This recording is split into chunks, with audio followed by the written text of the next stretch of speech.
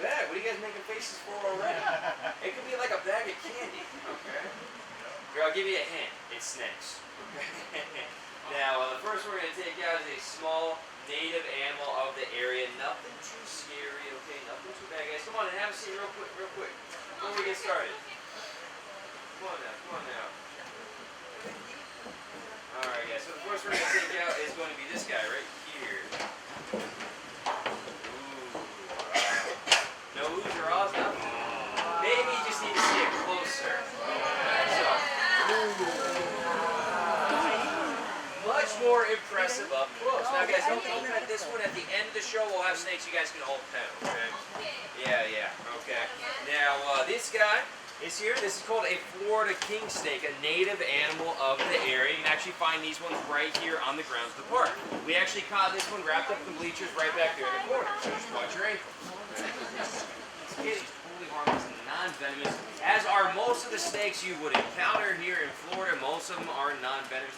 We only have 4 species of venomous snakes.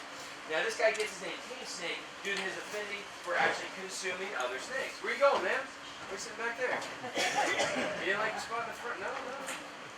Now, the way they actually kill their prey then is by constricting it, okay? What they're going to want to do is they want to find something they want to eat. They come over, they latch onto it, they wrap their body all up around them. No, stand up straight, kids. Stand up straight. Come on, there we go. They wrap around him and they go tighter and tighter and tighter until he perishes, and then they swallow him down head first, okay? Thanks for volunteering, buddy. I appreciate that.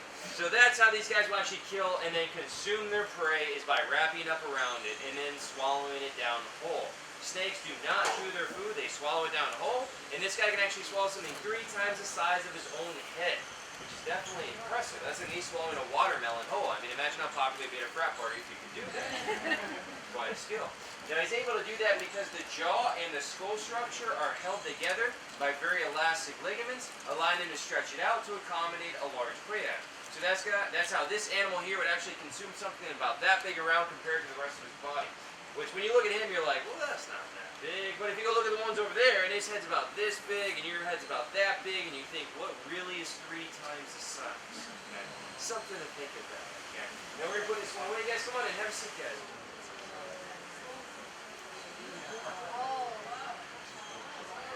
There we go.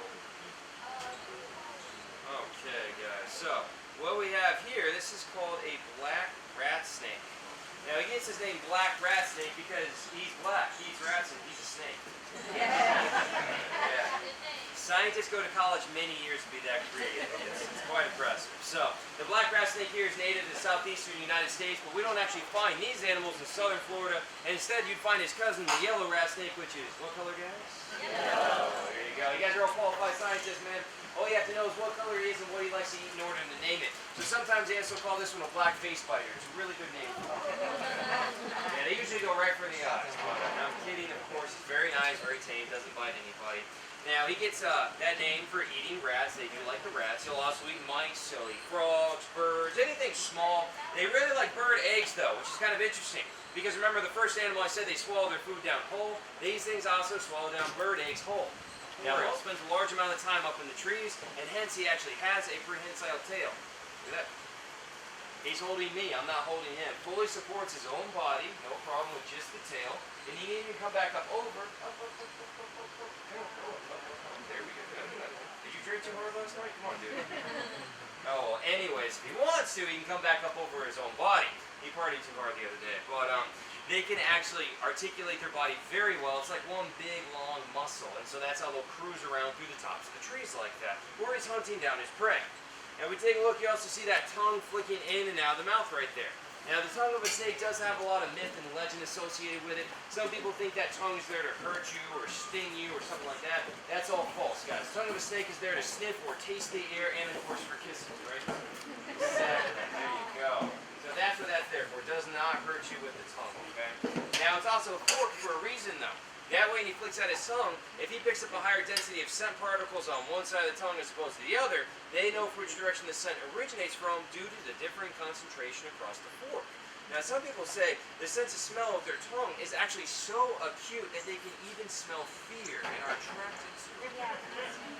But, Don't worry, he can't smell your fear. I'm just playing with you.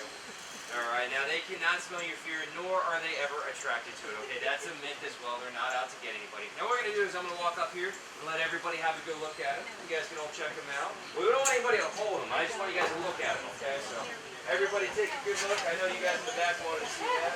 It's okay, it's okay. I'm not coming over there. Just want you guys to take a look at them. No, guys, please don't touch them. Just look at them, okay? Everybody take... No, you know what? No? Okay. Everybody take a good look, take a good look.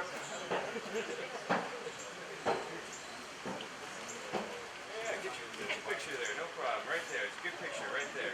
Nice and low macro shot, see? Yeah. Okay, now guys, at the end of the show, we will have specific animals people can hold, okay? Now as far as this animal goes, they can actually be injured easily. That's why I don't want anybody grabbing out at it. The snakes we have at the end are actually quite muscular and robust. Something like this though, I get a lot of people who want to touch a snake or maybe afraid though, and they jab it. They touch it real fast. Snakes are covered in ribs. That entire body structure is nothing but hundreds of ribs. And when people jab at it real fast, you actually break the ribs. Okay, so that's why I don't want anybody reaching out and touching him, just because I don't know everybody here, and we don't know if you know how to handle a snake, okay? Now the ones at the end, very tough, very muscular, they're okay, all right? Now we're going to take him though, put him back, move on to our next animal. Now before I put him away, let me touch very briefly on the subject of venomous snakes though. We have 4 kinds of venomous snakes in southern Florida. 2 rattlesnake species, a coral snake, and a cottonmouth. And although they are dangerous, they're not out there to get you. And they even have a warning system to let you know they're there. The most famous as the rattlesnake, shakes his tail. So if I was right here and a rattlesnake rattles in the bush right there, all I have to do is push that little girl in the bush. I'm kidding, of course. See, they didn't even know, don't worry. But no, if there's a rattlesnake out there and you want to avoid it, all you have to do is you just turn around and walk the other direction, okay? They're not out to get you. They don't come flying out bushes and like latch onto your jugular, okay? That kind of stuff doesn't really happen, unless you're on a plane. Okay. Yeah, snakes on a plane, very dangerous. But otherwise, they're not out to get you. And if you'd like to remove a venomous snake from your yard, the safest way to do that is to contact a professional to come and do it for you. Or if you really want to do it yourself, guys, you just get a nice long broom, you sweep in your neighbor's yard, it's their problem now. Now you're literally going to be trying to kill me for your entertainment. So, you guys ready for the show, right? Yeah! Here we go, a little bit better, guys. Come on up, you guys are late, let's go. Well, guys, this is our 5 o'clock alligator show, okay? Now, if you have a 5:25 boat ride, you do have enough time to see the entire show and still make it to your boat ride, okay? No worries, everything's done to run in time, and believe it or not, guys, we're smarter than we look. Now, before we get to our big alligator, I'm going to take out a baby one and show you guys some things with him first. So, everybody say, oh. So, what we're looking at here, guys, is about a 2.5-year-old baby alligator. These little guys hatch out of the egg at about 8 inches long, and then they grow about a foot a year for the first 5 or 6 years of their life. Now, at this size, though, they're cute, they are adorable, and guess what, guys? They are even friendly. See, look. Very nice little guy, okay? But keep in mind, eventually, they'll be just as big as the ones in the pond over there and can rip off your arm. So they don't stay cute forever, that's for sure. Now, being here in southern Florida, you guys are very lucky to be here. This is actually the only place in the entire world where you guys will have a choice of being eaten by an alligator or a crocodile. Yeah, hey, no, really, it is. It's exciting. So, this is the only place that has both gators and crocs. So, the big question we always get, of course, how do you tell them apart? Now, there are quite a few differences, but the very simple ones are that the alligator here has a more round, broad snout. Crocodile has more narrow, elongated snout. When the gator's mouth is closed, you mainly only see that top row of teeth protruding. While in a crocodile, you can see both rows of teeth sticking out, kind of like a zipper. And then the alligator has 80 teeth, while the crocodile has 60 teeth. Of course, if you are close enough to count teeth, you should probably run it, not care what it is. So, yeah, professional opinion, guys. Now, the other big question we get, what's more dangerous, alligator or crocodile? What do you guys think? Doesn't matter. The right answer is the one that's next to you, doesn't matter what it is. Yeah, now there are actually 23 different species of crocodilians in the world, 23 different kinds. Some of them are very dangerous, like Nile crocs in Africa. Those eat people every year. But here we have our own American alligator compared to an American crocodile.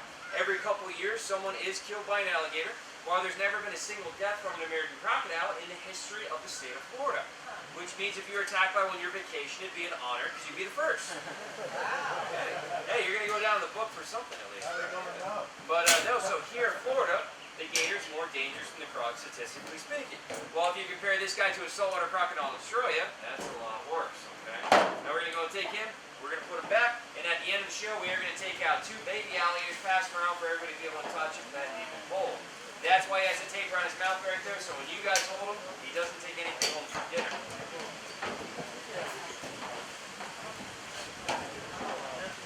Alright, now we're going to take out our larger alligators. Now we're not going to be working with the one in the pond over there. Boss man says that gator is off limits for the day. He's getting a break. So we're going to pull one out of the side cage over here.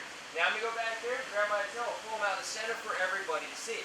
Now just to let you know, pulling by the tail, we're not going to hurt the alligator. We do a very animal-friendly show, so no worries. We're not doing anything that hurts the alligator. Now I also want to let everybody know before I do anything, please do not try this at home. Very, very important, okay?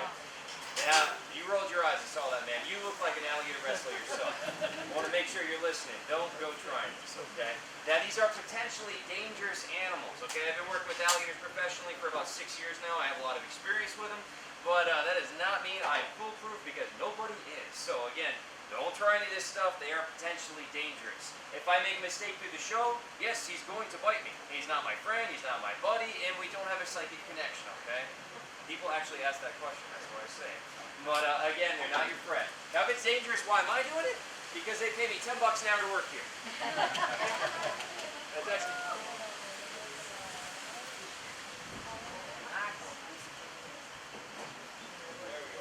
You're not going to hurt the alligator by pulling by the tail, and as you can tell, he's also thrilled to be doing the show. Come on back. There we go, all the way back into the middle.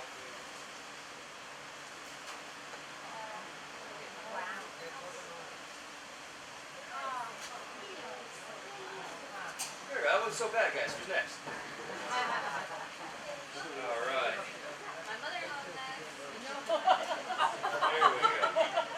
You guys see inside that mouth some? Yeah? You guys seem not even mildly impressed by this. Hey, you just knocked down my lovely top. What's the matter with you, boy? Now we take a look inside that mouth, guys. There are 80 teeth in that mouth, 40 top and 40 bottom. Now the cool thing about the teeth of an alligator, they'll actually cycle around 3,000 to 4,000 of these teeth in a lifetime, as they naturally shed them, or if he bites down on something solid, they'll actually break the teeth off, grow them back. No worries for the alligator. Now that does come in handy because of how hard they bite down. A large animal can bite down with an entire ton of force within the mouth, literally 2,000 pounds per square inch of power. So if he bites down on something solid, they can actually break teeth off and grow them back. We're going to go and set them down. There we go. Take a look inside that mouth. Open it up a little bit wider for everybody to be able to see. Now even though they bite down with this massive amount of jaw pressure, you can actually hold the jaws of an alligator shut with your bare hands, as you can see right here. All that power is in closing the mouth, very little for opening the mouth, which basically saves my butt in here all day long. I wouldn't have job with that fact. Bro, the show would be a lot more exciting for you to watch. Yeah, one way to look at it. Now this also means if you guys are ever on the Everglades and an alligator is chasing you, all you have to do is just turn around and... No, I'm joking, guys. Do not try that, okay? Although the alligator can hold his jaw shut with one hand, I don't recommend anybody attempts it, okay? They'll probably get you first, all right? Now, alligator wrestling itself is not like wrestling on TV. I don't hurt them, I don't headlock them, and I don't wear tights or spandex, okay? Not that kind of show. So what gator wrestling actually is the techniques used by the Seminole Indians to capture alligators. They jump on the back, tie a rope around the jaws, and bring it back to their camp alive. So the way they actually tie that rope when they were alone is by holding the jaws of the alligator shut between their chin and their chest, allowing your two hands to be free to take out a rope and tie a knot. Would you guys like me to demonstrate that for you? Yeah, sure. Curious you want to die? Go ahead. Take some pictures. Why not? Alright guys, so they actually hold them up like this. No, it's not how you do it? I don't know, it's actually my first day, guys. But, I saw it on the internet, so let's give it a shot.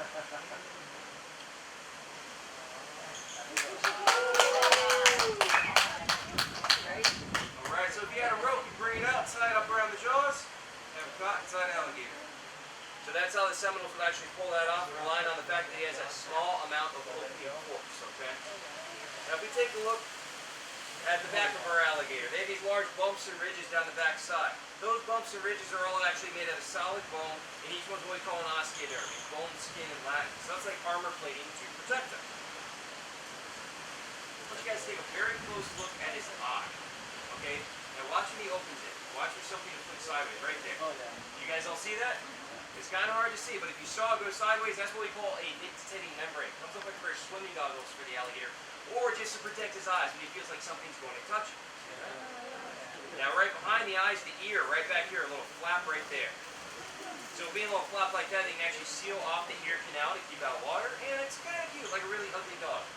You can also seal off the nostrils, and if we take a look in the back of his throat, you'll notice it just kind of ends. He has what we call a glottis back there. He has a valve aligned to seal his throat off. That way he can capture fish under the water without drowning himself. Now, although the alligator lives in the water, hunts in the water, they cannot breathe underwater, guys. They do have to hold their breath, but they can hold their breath an amazing 6 to 8 hours at one time. Okay. Now, they don't normally do this, but when it's very cold out, they'll sit on the bottom to avoid the cold air and the warmer water on the bottom of the lake and hold their breath this very long time period. Now, when they're doing that, though, they'll actually slow their heart rate down to like a beat a minute or even less, and their heart is actually adapted to handle this. They actually have a 4-chambered heart, different from other reptiles, and they have a valve in their heart allowing them to delineate between oxygenated and deoxygenated blood. The hemoglobin of an alligator is also able to carry more oxygen than, say, other reptiles. So they have these adaptations to be able to hold their breath a longer time. So you guys, the eyes are glazing over. It's too much indication. I see it. Now, I'm going to go ahead and show you guys the last trick we're going to do, okay?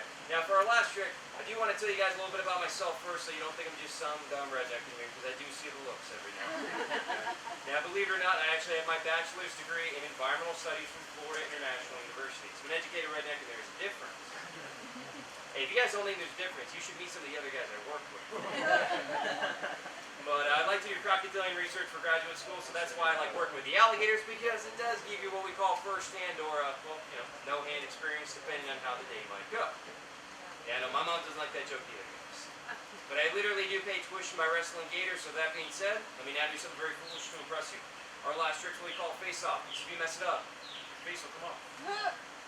What I'm going to do is I'm going to set my chin on the edge of the open mouth right here, just to show you how sensitive those jaws are. Y'all paying attention there? Don't get your finger in there. Okay. So like I was saying, guys, the animal's not tamed or trained in any way. If you mess this trick up, you will not look the same ever again. Okay? Luckily, I got nothing to lose.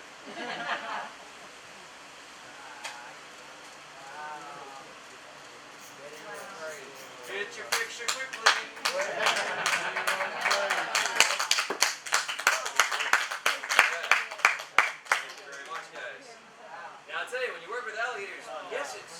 Make me nervous. I mean, if you mess up, he will literally rip something off, okay? Again, don't try this kind of stuff at home. But I do remember the first time I ever jumped on the back of an alligator. It's like, yeah, this is awesome, right? I'm on the back of an alligator. How do you get off the alligator? Important part. So, what we're going to do with this one is I'm actually going to grab his jaw, hold it shut, go and just step right off of him. I'm going to pull him over a little bit and guide him towards his pond over there. There you go, buddy. No. Go the other way. Hey. Go the other way. Come on, get back there. So you never get used to this, right? What's that? You never get used to this? Me? Yeah. Well, think about it like this.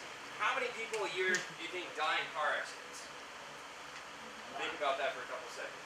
How many people in the world die of car accidents every year? And how many of you drive while texting on your phone and eating a cheeseburger at the same time?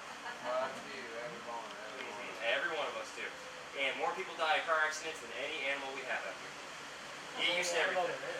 The point, though, is that you try not to become complacent. Okay? What we're going to do now, take out our baby alligator for you guys to see. There we go. Alright, guys, so for the baby alligators, hold up, guys, hold up. For the baby alligator, now sit down, you guys. Nope. Not happening until I'm done. Okay? For the baby alligators, Notice they are alive. They do wiggle. And if you drop them, I will drop you in here with that one. Do not drop the babies. If you have kids, you have to hold it with them for a family photo. We do not want to hurt the small animals. You drop him from here, it's like being dropped from up there. Okay, several story drop.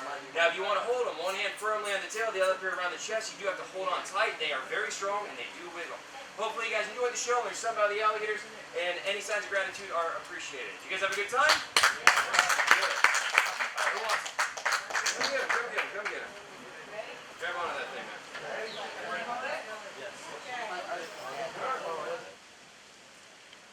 I don't know if that's because he's old or he's young.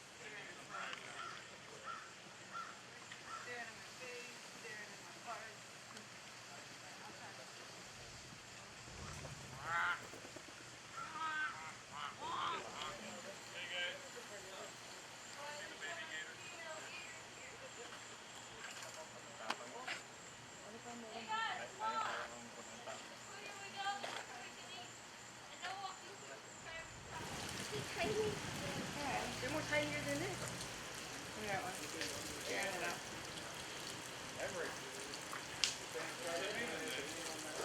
Huh?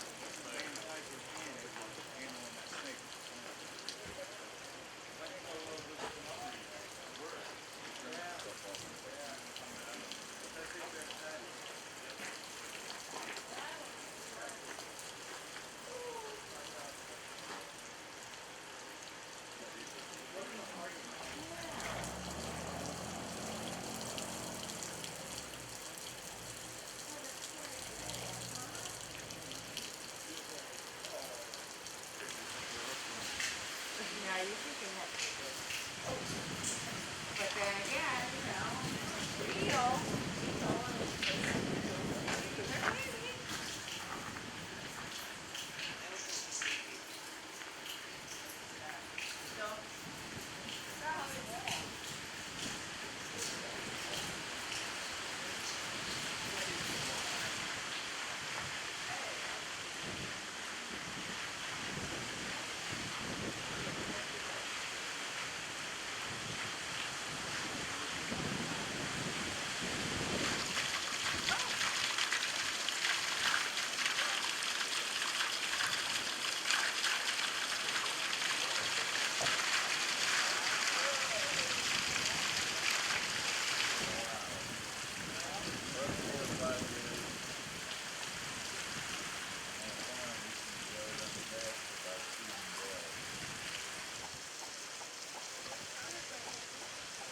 What are you laughing about? I want to be an alligator.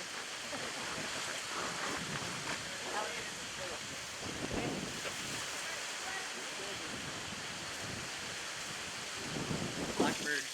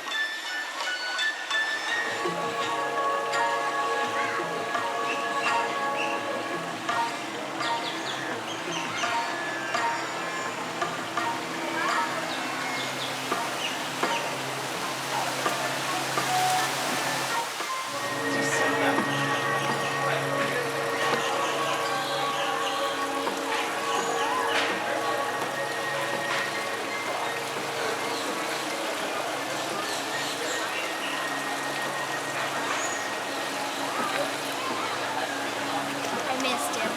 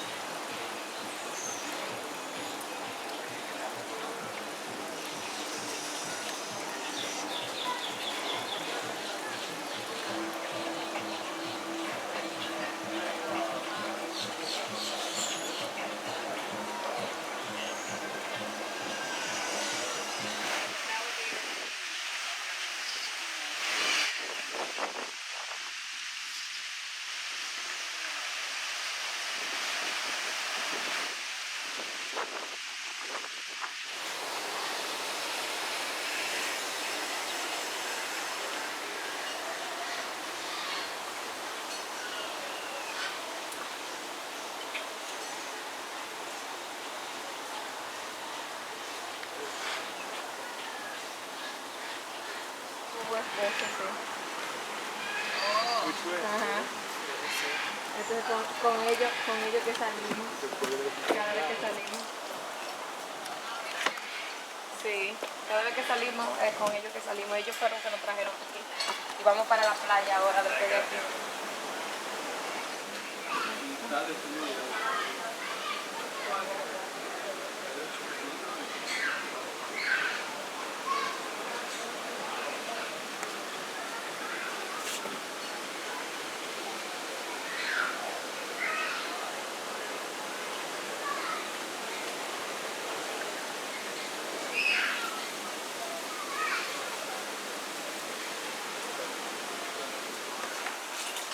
I don't think everybody does in their life. Like,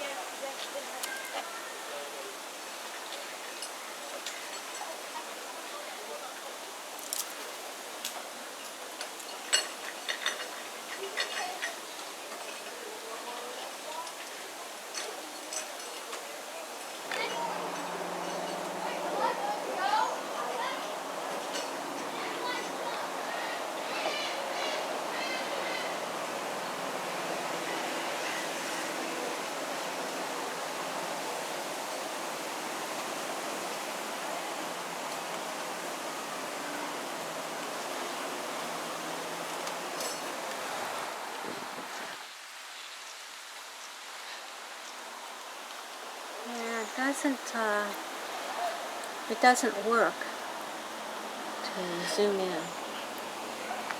I'll try,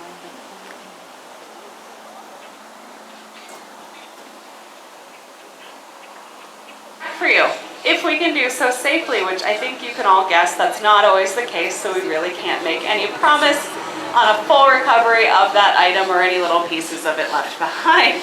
All that out of the way, we can get on with the demonstration, and I know it's fairly impressive that we get down here and walk around with such impressive animals. Our very longest in this enclosure is hanging out actually in that little cave area underneath the alligator farm sign. I'm sure before you leave today, he'll make his way out and you'll get to see him in all his glory. His name is Bomber, and he's about 13.5 feet long. But coming in just behind him, this handsome fellow on the other side of the bank here, laying out in the sun, is Hunter. He's about 13 feet or a little bit more himself. But even at these huge sizes, they are still nothing compared to their ancient ancestors. About 80 million years ago, roaming these very lands and waters were animals called Deinosuchus. Those were about 40 feet long and 20,000 pounds. It's absolutely incredible, right? So very lucky for us living here in the southeast, they didn't need to be so big anymore to survive, so they did shrink down in size. But they maintained a very primitive and ancient appearance. And that's because this look you see before you today is what has allowed them to survive over all these millions of years as such successful apex predators. But people see how ancient they look, they hear dino right in that name, Deinosuchus. They think alligators descended directly from dinosaurs, which isn't quite the case. Deinosuchus loosely translates to terrible crocodile. And pretty terrible they were, as Deinosuchus actually ate the dinosaurs. Next assumption is often, well, they're primitive-looking reptiles, they're probably unintelligent. That's not the case either. They are highly intelligent because they possess the part of their brain called the true cerebral cortex. This part of the brain is devoted to higher functions, so believe it or not, alligators think, learn, adapt, make decisions, and even make plans regarding the things going on around them. So that's a little bit frightening, right? A massive, fast carnivore that's also really smart. And of course, their intelligence can. You gotta hold that smile big. Oh, good job, buddy. Thank you so much. And over here we have, it says Casey. Come on, Casey. Oh, are you being shy? A little bigger. One more. So this is pretty cool. I get to show off that they do respond to that individual name. Obviously, they already get kind of excited because they know if I'm in here that they might have the opportunity to get some food. But they really do perk up when they hear that one name and that one name alone. So I can say Goose, or rather Chip, I'm sorry, you're not Goose at all. Hi, Chip. One more big smile. Thank you so much. But it's not really just to show off to all of you. It's so if they all have an individual name and they respond to it, we can really keep track of their health on a one-on-one basis. We can even potentially say, hey Goose, how are you feeling? Okay, so you're responsive, your eyes look nice, clear, and bright, and alert. There's no abrasions in your mouth, your teeth look good and healthy. What a good alligator, that's awesome. Not only that, you could see he kind of made his way over to me. We do have the potential to even move them around, call them over towards us, because perhaps they're in the middle of the water or amongst a big group of alligators on land, somewhere that we really can't safely access them. We have the potential to move them closer to us in the least stressful way possible. And not just for us, the least stressful way possible for them. Because if they were sick or injured, I don't want to have to stress them out more than necessary by throwing that rope on them, pulling them over, jumping on their backs, taping up their mouths. We can do that when entirely necessary, but first off, we're going to try by using that intelligence first. But we're actually really lucky that we rarely have to do these kinds of close medical examinations of our alligators. They prove to be extremely hardy and resilient animals. They heal up and bounce back very well from lacerations, illnesses, even sometimes losing part of a limb hardly slows an alligator down at all. And since they're so resilient, this is probably why they get to live so long. Alligators can live about as long as people do. 60, 70, 80, more than 90 years old even. But I do know it's very easy to want to say, well, all these really big ones in the water must be older than this slightly smaller one here. And that's actually not necessarily the case. A handful of things will play a role in their size. One, of course, will be their age, but also their genetics. Very likely that such big animals like Hunter over there had very big parents, resulting in such a large individual. Or perhaps it's how much they eat. Hungry, motivated eaters, like my friend over here. Actually, this is Scoop. Sometimes it's a little hard to tell who's who, but that's definitely Scoop. Hungry, motivated eaters will grow a little bit bigger and a little bit faster than some other alligators that don't eat quite as much. The last thing that plays a significant role in their size is their gender. Females don't reach that potential size that males can. So anyone you're seeing that's over 9 or 10 feet is definitely going to be a boy. However, when you look at a smaller alligator, perhaps like my friend up here on the island, there's no other external indicator of that gender. So if you don't know anything about a smaller alligator, there's no good way to say if it's a boy or a girl. But down here in our main lagoon, as I said, we have 36 alligators, 36 different names. That's a lot to remember. We thought we'd do a bit of cheating to make it easier on us, and we put mature adult alligators in here. So they're not quite done growing. As reptiles, they'll continuously grow throughout their lifetime. But at this point in age in their life, it's only going to be a tiny little insignificant bit. So she's about as big as she's going to get. So I can tell that she is, in fact, a girl, since she's definitely not quite 9 feet long. Out in the swamp, however, there are over 250 alligators out there. I'm not trying to memorize the details of each and every one, so I'm not going to go around guessing the gender of those smaller individuals. So honestly, it's a little bit tricky to tell the gender of a crocodilian, but for me, it's quite easy to tell the species. We are looking at the American alligator. There's only one other species of alligator, and that's the Chinese. They're on display for you on the other side of the theater, so check those out after the show. First thing you'll probably notice is that they're relatively small, and that's not because they're babies. It's because A large male Chinese alligator doesn't get bigger than about 6 feet long. So let's pick out one of the smaller alligators in here. I think that's Pumpkin right over there. She looks pretty tiny next to my friend Bluto in the water here. But if we put her next to even the biggest male Chinese alligator, they're probably going to be a similar size. She's going to look like a pretty decent sized individual. Now, both her and both a big male Chinese alligator, even a small Chinese alligator, are still very strong, impressive, powerful, dangerous animals. The Chinese alligator just doesn't get as big as their distant American cousin. Some other differences between the two, other than of course their geographic location, Chinese alligators being from China, it's also their population in the wild. There are less than 200 Chinese alligators left in the wild, and that makes them critically endangered. On the other hand, there's about 1 million American alligators right here in Florida alone. And I know that sounds a little scary to have 1 million of Chip. This one is actually Chip, running around our one little state here. But it's actually a very healthy population to have around 1 million American alligators in Florida, so we like to keep it right around there. So, I've told you there are 2 species of alligator. It may lead you to wonder, well then what's throughout the rest of our park here? Our whole park is the higher order of crocodilia. There are 24 species and we have every single one here on display for you today. So it's a very unique experience. We do research, conservation, and even breeding amongst them. So as you walk through Land of Crocodiles, notice all those fascinating and unique characteristics of the alligators, the crocodiles, the caiman, and the gharial. And while they are all very fascinating and unique, of course it's kind of hard to ignore the general similarity they have. And that's just this overall body layout you see here.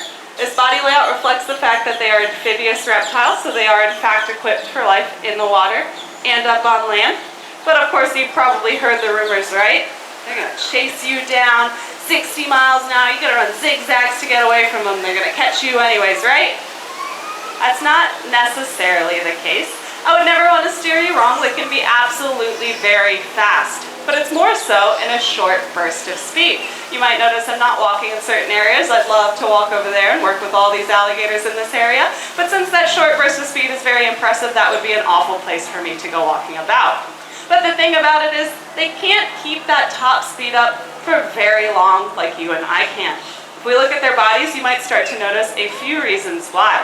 Starting up front here, their heads are a solid bone skull, might weigh about 100 pounds all on its own.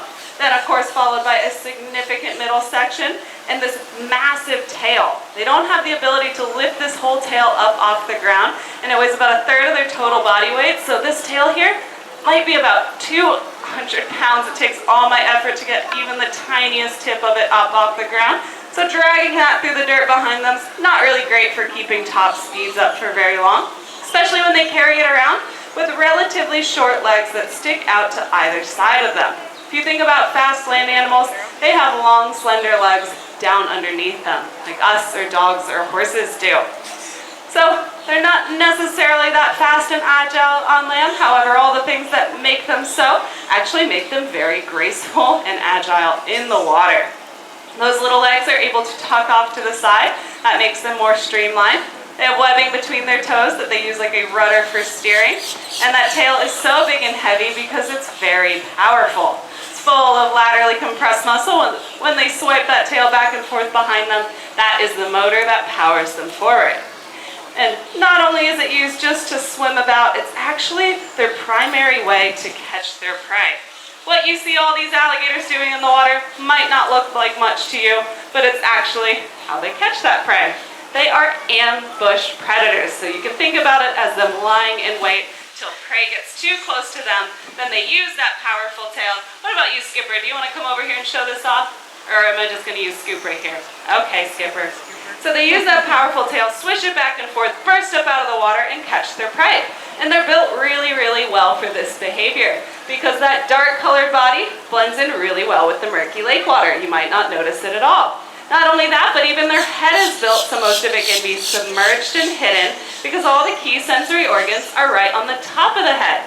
I'm sure you've all been able to find the eyes right in the center there, right, Skipper? But you might not know that that little crease behind the eye is actually their ear. Then right up front, boop, that's where those nostrils are. And alligators actually have very strong, keen senses across the board. All of them are better than ours.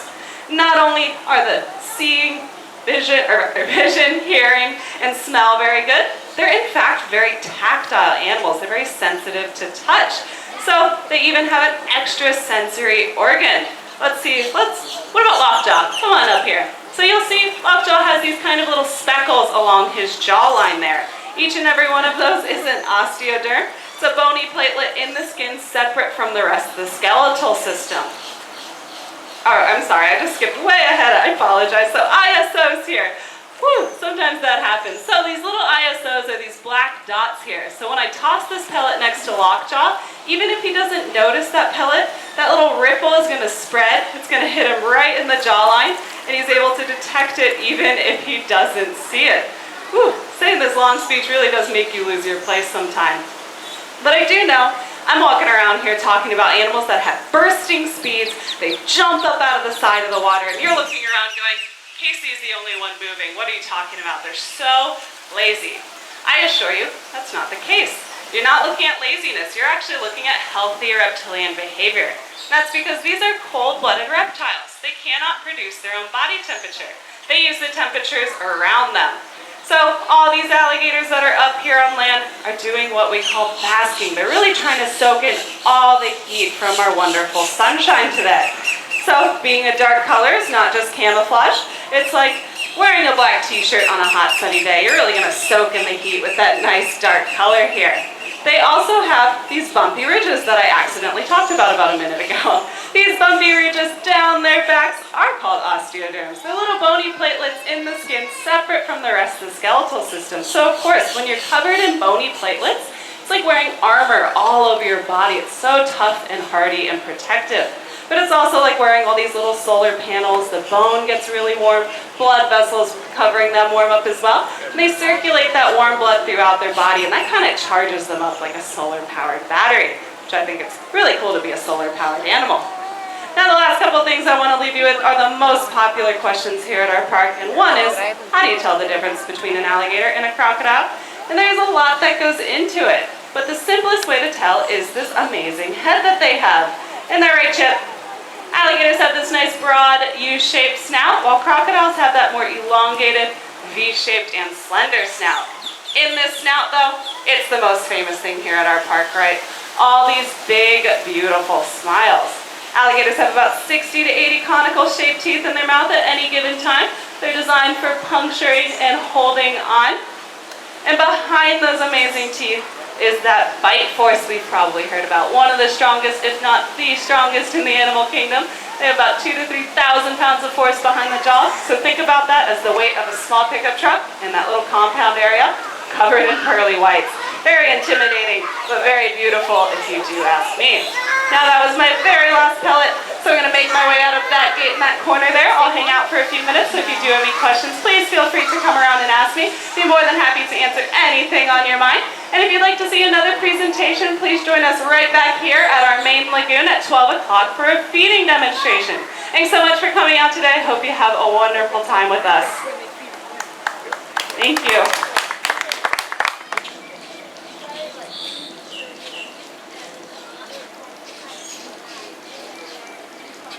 My Zoom must be turned off or something. You do it on your screen, I think. Yeah, but I don't know what to hit.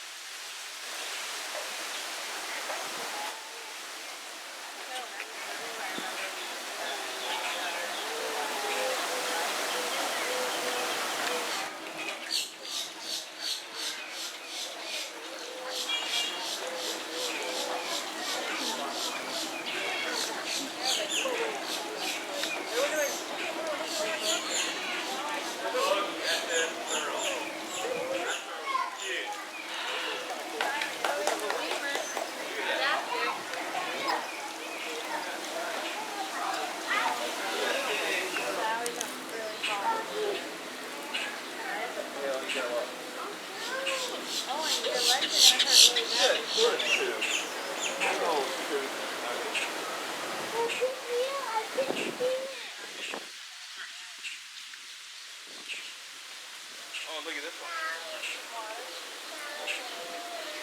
look over here.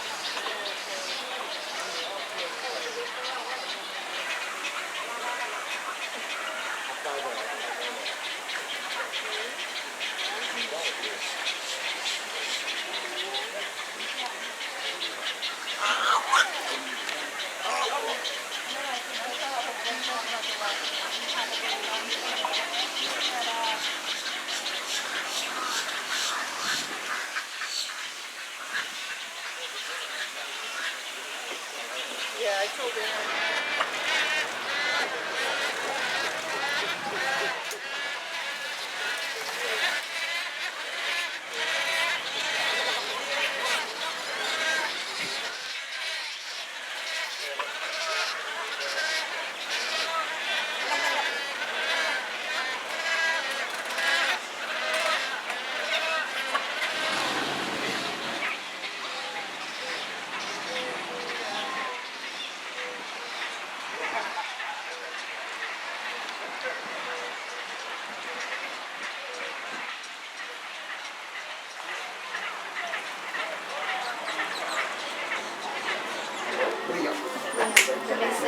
Right here.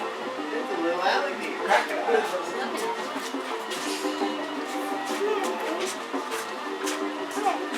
that your best side? Take this picture and turn his head. That's a statue. Wait, go back. You're in the people. Well, this guy. No.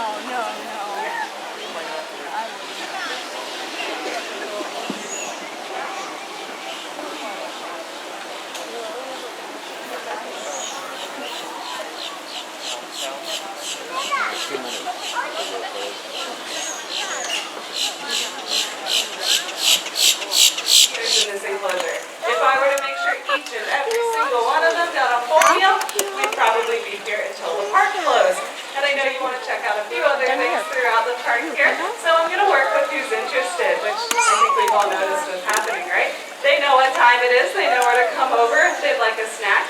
If your favorite alligator, though, is on the other side of the lagoon, not getting anything to eat right now, don't you worry about them. They've just decided they don't feel like eating. They might wait till tomorrow, the next day, or even till next week. They're very good at deciding whether or not they need to eat at any given time. And of course, we can look at them and tell that they are happy, healthy, well-fed animals. They're just really good at knowing when they'd like to come up for that nice snack. I have brought along 2 different types of food to offer them today. And the first is what we simply like to call croc chow, or croc pellets. The specialized dry diet made by an exotic feed company called Missouri. So Missouri does make a variety of exotic feeds, but this one right here is designed by veterinarians, crocodilian biologists, and by staff at our very own park. They all got together and decided what needed to go into this convenient pellet to make for such happy, healthy, and long-living alligators, as well as most of the crocodilians throughout our park will receive this nice, tasty pellet here. And of course, we can see from all their reactions that they actually really like the pellet. Some individuals even seem to like it more than anything else we try to offer them. As keepers, we like it as well because it floats on the surface of the water. So not only does that make it easy for the alligators to see, it makes it nice and easy for us to see who's eating, how much are they eating, and it's very simple to adjust their diet if we need to, feeding out a little bit more or a little bit less.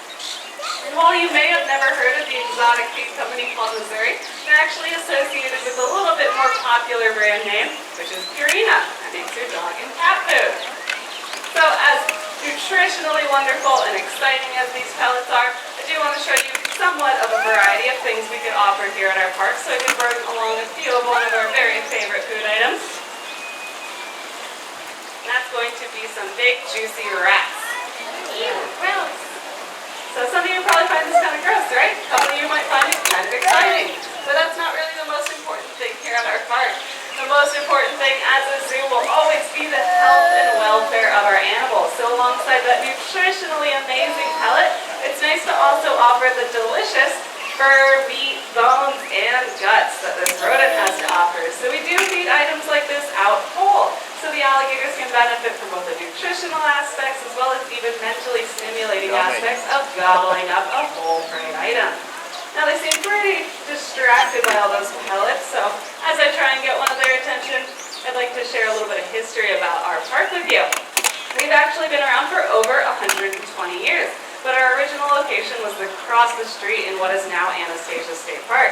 In the 1920s, that location suffered from some natural disasters, including hurricanes, flooding, and even a fire, so we did move right over here to our current location.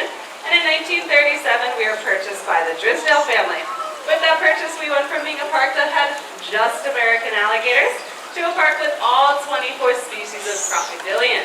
We're one of the only facilities in the world to have all 24 species, and of course we have beautiful birds, amazing mammals, and such a great variety of reptiles as well. And we do plenty of research, conservation, and breeding with them, rather than just solely displaying them for your entertainment, education, and to inspire you. So we're really stoked about that purchase by the Drysdale family. Isn't that right, Goose? How about you? Come on, Goose. Oh, Mad Max looks pretty excited. Come on, Mad Max. Mad Max. Come on, give them a little lead. Oh, that was such a bunny hop. No wonder you missed. You've got to be a little more excited about that for them. But of course, we love all that wonderful history about our park, but we're here to learn about the amazing American alligator. We'll get right back to them. Alligators are what we call generalist carnivores, which means just what it sounds.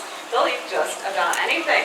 That could be some variety of delicious rodent, some other sort of mammal, fish, bird, even of this big size we see before you. They'll eat crustaceans, snails, insects, and that's what they do fine. And it's very handy that they're so generalist because they're also opportunistic carnivores. Right, Goose? Oh, Mad Max, you're just not a good jumper. Come on, you want to try one more time? There, that was a little better.